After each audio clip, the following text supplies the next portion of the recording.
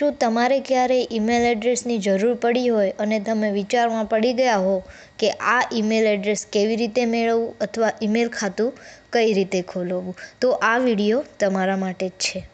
નમસ્તે મિત્રો, સ્માર્ટ ગુજરાત ચેનલમાં તમારું હાર્દિક સ્વાગત છે.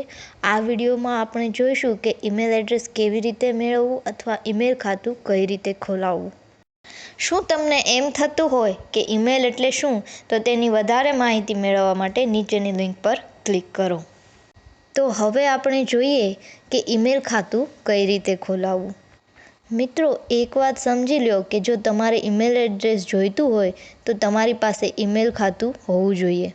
તો હવે પ્રશ્ન એ થાય કે ઈમેલ ખાતું ક્યાંથી ખોલાવવું કે પછી ક્યાંથી મેળવવું? આનો જવાબ બહુ જ સરળ છે. એ કે આપણે ઈમેલ ખાતું માર્કેટમાં હાજર વિવિધ ઈમેલ સેવાઓ દ્વારા ઓનલાઈન ખોલાવી શકીએ છીએ, તે પણ એકદમ ફ્રીમાં. માર્કેટમાં અત્યારે ઘણી જ ઈમેલ સેવાઓ ઉપલબ્ધ છે, જેમ કે જીમેલ, યાહૂ મેલ અને હોટમેલ. પરંતુ આ વિડીયોમાં આપણે જીમેલમાં ખાતું ખોલાવતા શીખશું.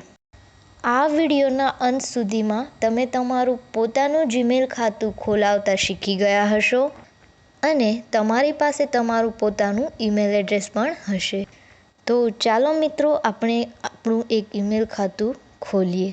તો સૌથી પહેલાં તમારે બ્રાઉઝર ખોલવાનું રહેશે અને તેમાં gmail.com ટાઈપ કરવાનું, એટલે જીમેલનું હોમ પેજ ખુલશે.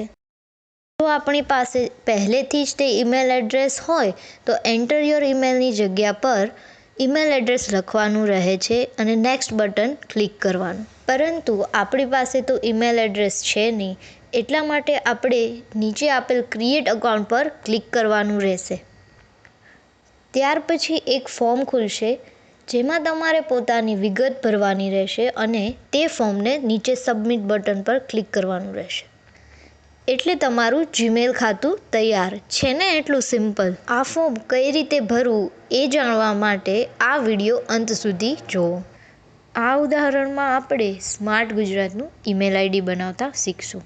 સ્માર્ટ ગુજરાતમાં ફર્સ્ટ નેમ સ્માર્ટ છે અને લાસ્ટ નેમ ગુજરાત છે. ત્યારબાદ તમારે યુઝર નેમ પસંદ કરવાનું રહેશે. યુઝર નેમ હંમેશા એવું પસંદ કરો કે જે અત્યાર સુધી કોઈ રાખ્યું પણ ના હોય અને તમને સરળતાથી યાદ પણ રહી જાય. તો હવે હું યુઝર નેમ સ્માર્ટ ગુજરાત રાખું છું. ઓહો, પરંતુ આ યુઝર નેમ તો પહેલેથી કોઈ રાખેલું છે. તો આમાં આપણે નંબર લખી અને બીજું યુઝર નેમ રાખીએ કે જે કોઈએ ન બનાવ્યું હોય. હવે હું એક એન્ટર કરું છું, સ્માર્ટ ગુજરાત 1. પણ આ પણ કોઈએ લીધેલું જ છે. નીચે તમને જીમેલ સજેસ્ટ કરે છે કે આ બધા યુઝર નેમ તમે રાખી શકો છો. તો આપણે સ્માર્ટ ગુજરાત 2016 યુઝર નેમ રાખીએ. આ યુઝર નેમ અવેલેબલ છે કેમ કે આમાં જીમેલ કોઈ રેડ કલરની એરર બતાવતી નથી. તો હવે આપણે પાસવર્ડ ક્રિએટ કરીએ. પાસવર્ડ એટલે એક એવી ચાવી કે તમે તમારા જીમેલ અકાઉન્ટમાં લોગિન કરી શકશો. પાસવર્ડ એવો પસંદ કરો કે જે તમને સરળતાથી યાદ પણ રહે અને બીજા કોઈ અનુમાન પણ ના લગાવી શકે.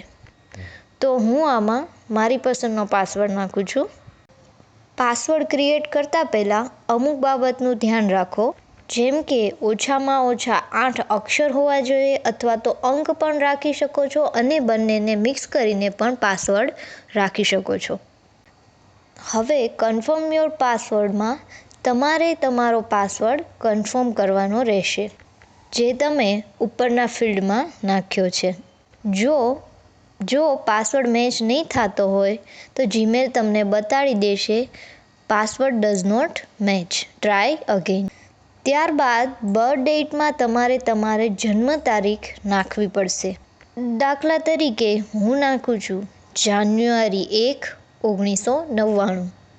ત્યારબાદ તમારે તમારું જેન્ડર લખવાનું આવશે, જેમાં આવશે મેલ, ફિમેલ. જો તમે સ્ત્રી હો તો ફિમેલ અને જો પુરુષ હો તો મેલ કરવાનું રહેશે. દાખલા તરીકે હું ફિમેલ એન્ટર કરું છું.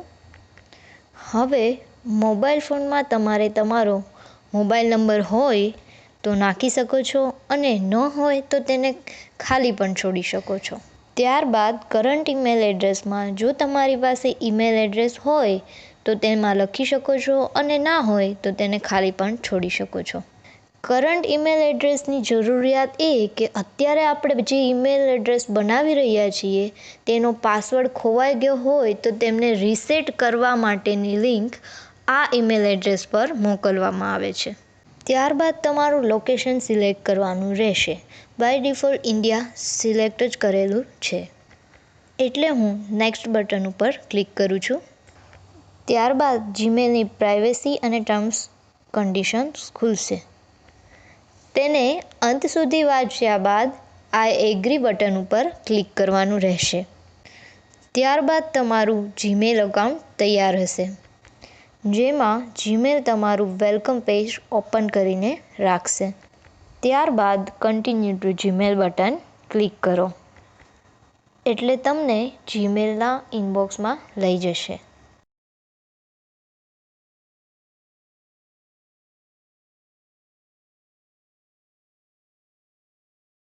તમે પહેલીવાર છો એટલે let's Gmail do the hard work નામનું પેજ ખુલશે, જેને તમે ક્લોઝ પણ કરી શકો છો. તો અત્યાર સુધી આપણે જીમેલના ઇનબોક્સમાં આવી ગયા છીએ. તો હવે આપણે નેક્સ્ટ વિડીયોમાં જોઈશું કે ઈમેલને કઈ રીતે મોકલવો અને આવેલ ઈમેલને કઈ રીતે વાંચવો. તો ચાલો હવે આપણે જીમેલમાંથી લોગઆઉટ કરીએ. સાઇન આઉટ કરવા માટે ઉપર જમણી બાજુના બટન ઉપર ક્લિક કરો.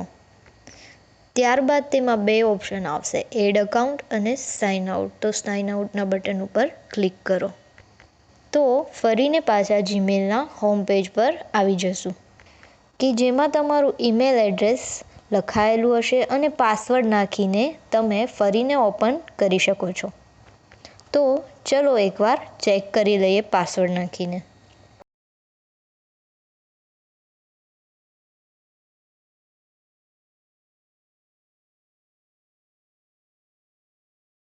જો તમને આ વિડીયો પસંદ આવ્યો હોય તો લાઈક કરો, વધુમાં વધુ લોકોને શેર કરો અને આ ચેનલને સબસ્ક્રાઈબ કરો. જો તમને કોઈ પ્રશ્ન હોય કે વધુ માહિતી જોઈતી હોય તો નીચે કોમેન્ટ કરો. આ વિડીયો જોવા બદલ ધન્યવાદ. નેક્સ્ટ વિડીયોમાં આપણે જોઈશું કે આવેલ ઈમેલને કઈ રીતે વાંચવો અને ઈમેલ કઈ રીતે મોકલવો. બનો સ્માર્ટ, રહો સ્માર્ટ અને હંમેશા કરો સ્માર્ટ વર્ક.